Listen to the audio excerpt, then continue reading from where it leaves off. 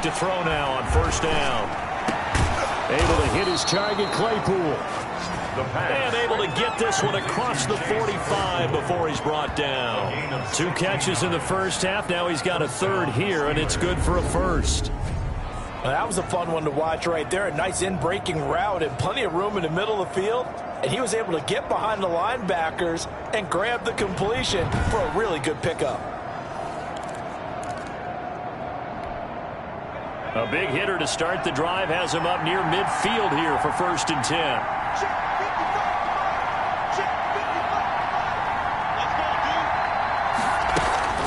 Out of the gun, they give to Ingram. And taking it across midfield and inside the 45. 12 yards that time and a Pittsburgh first.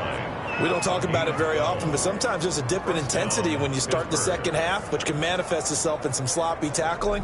And how about right there? He ran right through that weak tackle attempt.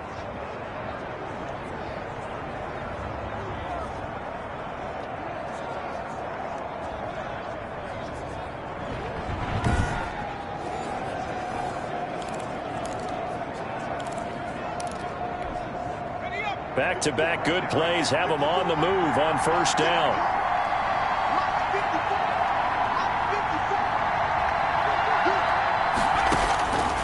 Out of the gun, they'll look to throw. Over the middle, that's caught by Claypool. And he gets this one inside the 15, just a yard or 2 shy of the 10. Good yardage after the catch. Is that play good for 30 and a first? We spent a lot of time talking about what's going on the field. How about off the field with the evaluation? And they spent a lot of time saying, we've got to get a rookie in here who has big playability. And that's exactly what we're seeing here early in his career. Drafted him in the spring. Here he is early in the fall making an impact. So how about this for field position after the big play? Inside the 15 now as they come up on 1st and 10. They'll set up a throw. Got his man, it's caught for a Steelers touchdown. Deontay Johnson, his 4th touchdown on the year. And the Steelers find a way to stretch their lead. Little loft on that touchdown pass and sort of dropped it in the breadbasket perfectly. Right in the bucket. And when you're coming out of college and you're a rookie in the NFL, sometimes you forget about the different types of throws you have to make.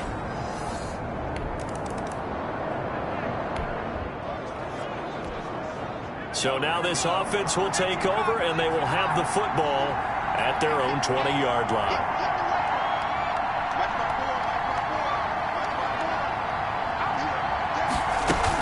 The drive starts here with a carry by Ingram. And he's going to get 7 out of this before being taken down at the 27. The ball carrier. Well, no matter how they phrase it, staying on schedule, staying ahead of the sticks, whatever you want to call it, 7 yards on first down, that fits the bill.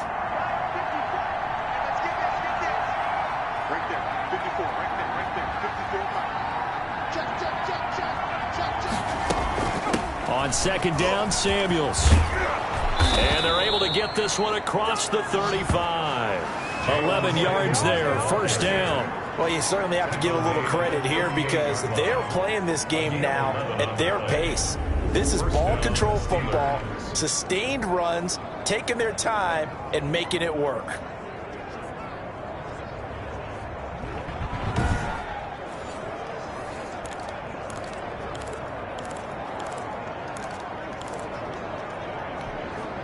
So here's a 1st and 10 at the 38.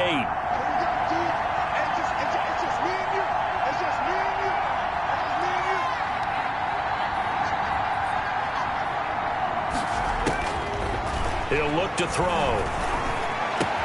And he'll be taken down, but not before he works it past the 50. Back-to-back nice gains. That one for 14 yards and another first. Now we get into the psychology of the whole thing because a lot of teams with a 2-score lead in the third quarter, they almost become defensive with their offense, just playing not to lose. I think with this team, you got to figure at this point, this is a great spot for them to go into attack mode, really try and put the hammer down and finish this one off. Now a pass that's taken in by Smith-Schuster. And past the 35, he'll be dropped a yard or two shy of the 30. Give him back-to-back catches now. That one for 16 and another first down.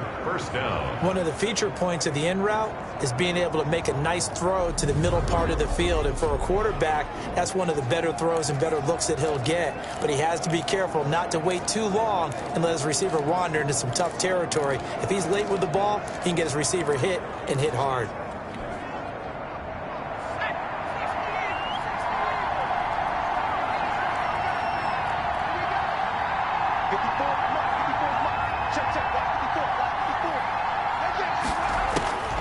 Now on first down, he'll drop to throw it. Oh, he's got a man wide open, complete. And he's brought down, but not before he reaches the 8-yard line. Call that a very strong gain of 24.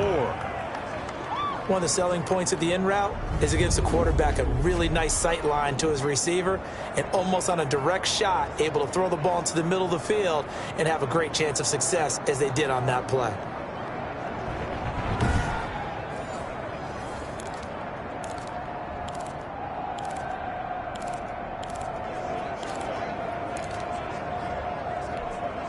The Steelers were last in the NFL in red zone touchdown percentage a season ago, down around 35%. It's first and goal. They'll stick with the passing game as he looks to throw. And he's going to take it in for a Steeler touchdown. An 8-yard touchdown run. And the Steelers, they broaden their lead. Well, I'd have to say that for him, that was an all-encompassing drive because it was his arm that got his team down to that point, but his legs that finished the deal. Give him credit for making it happen.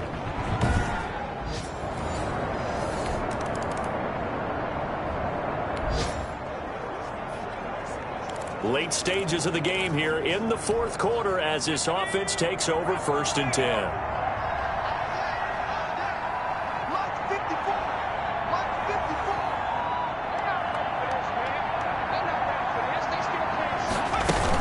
They'll run on first down. It's Ingram.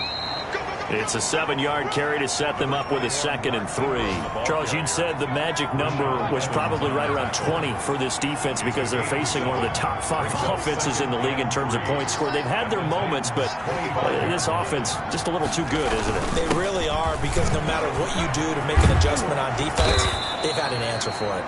And they work this near the 5. He'll be stopped at the 6. That good for 19 and a first down. Another example of this offense really having their way, Charles, and another big chunk play there on the ground. And when you look at the defense, they've got to do a much better job of wrapping up when they tackle. A lot of great opportunities continue to slip through their fingers, as do the runners.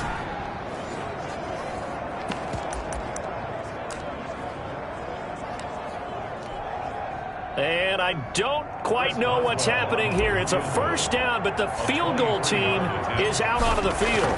From the left hash, a chip shot here. And Boswell's kick is good. And that will extend their lead even further. Titans 10.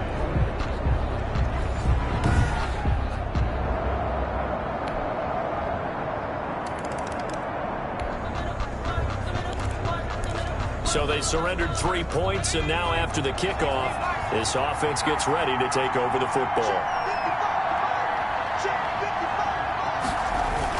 On first down, Ingram. And he's going to be stopped up at about the 47-yard line. A gain of 3, 2nd down.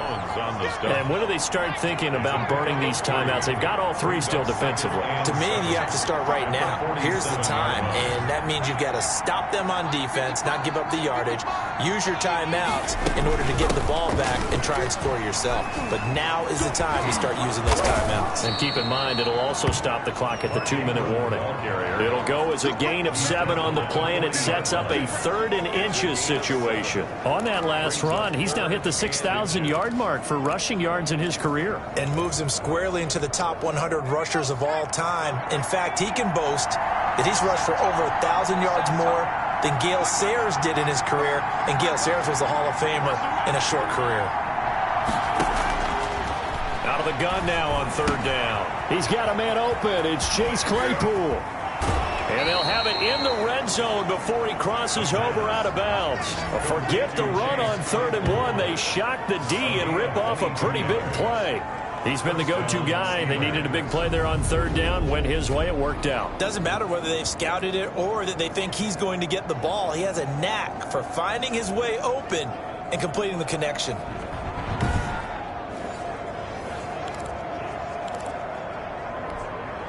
And not totally home free yet, but it's looking good as they come up 1st and 10.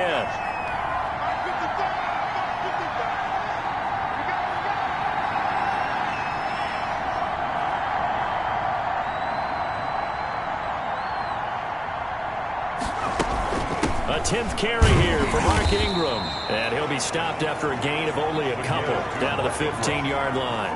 Rashaan Evans on the tackle. 2 yards on the pickup.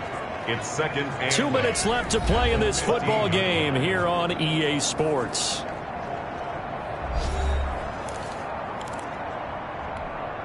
So the Steelers with the football as we get you reset. This, in all probability, another run here on 2nd and 8.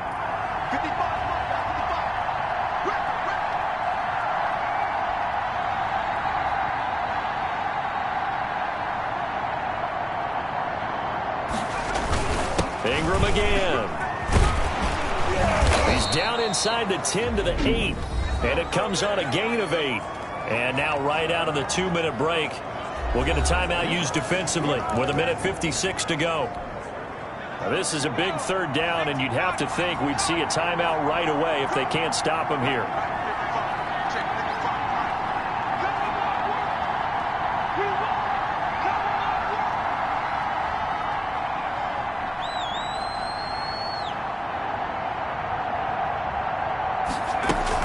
They'll try to run for the first with Ingram. And he's in. Touchdown, Steelers. touchdown. Mark Ingram, his first touchdown on the year. And the Steelers are going to add on to their lead. Starting to really smell a 4-0 start right now. Yeah, can't ask for a better first quarter of the season than that. And you're not supposed to look ahead, but guess what?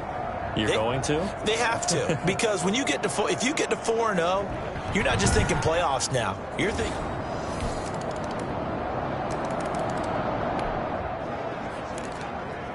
So now we're in the final minute of the game in the fourth quarter as this offense gets ready to take over.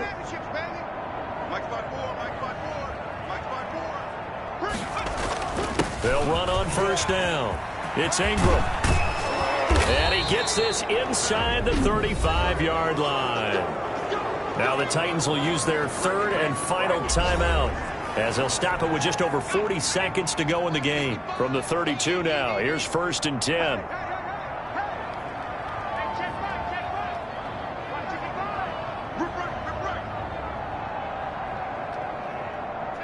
And the knee is taken for the Steelers out of the victory formation.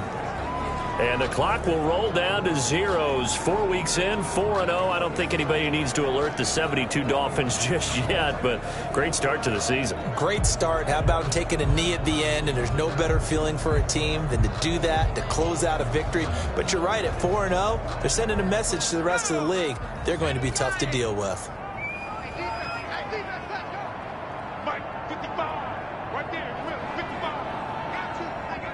Down to a knee one more time, and that should just about do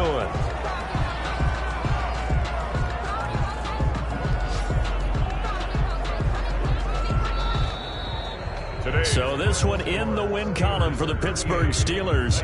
And they were buoyed, Charles, by a big second half that put this one on ice. So you get the sense that whatever was said at halftime obviously hit home. I think it's a little bit more than that, though. Obviously, there are words that are said, and, hey, come on, guys, we have to play better. But sometimes it's just sharpening your execution, sharpening your focus, and maybe doing the things you practiced all week without major adjustments, just doing them better. And that got it done in this one.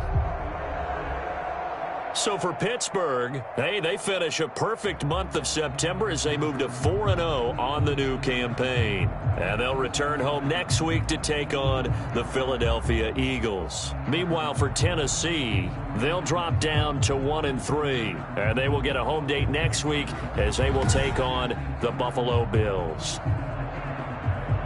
I'm Brandon Gaudin. Certainly have to thank Charles Davis, my broadcast partner, and our entire crew. We'll catch you next time right here. It's the NFL on EA Sports.